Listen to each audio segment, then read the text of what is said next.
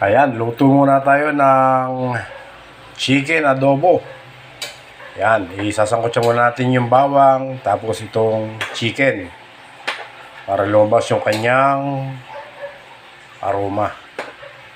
Ayan mga lods, napakasarap ng ulam na to. Wala tayong isda ngayon kasi maalon.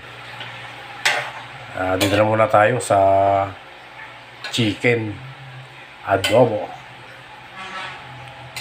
Ayan. Palalabasin natin yung kanyang mantika para siya lumasa.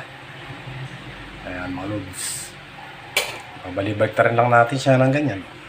Napakadali lang yan. Ayan, halu-haluin natin para maging balance yung meat.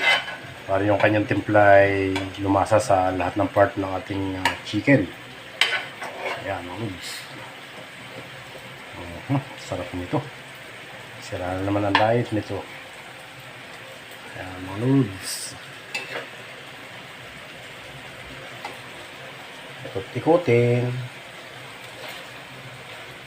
para yung mga part na hindi abot ng rekado ay abot.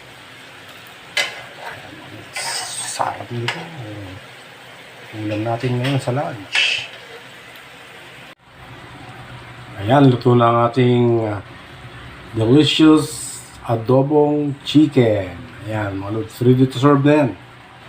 Dahil luto na, ay pwede nang kumain. Kain tayo mga lods.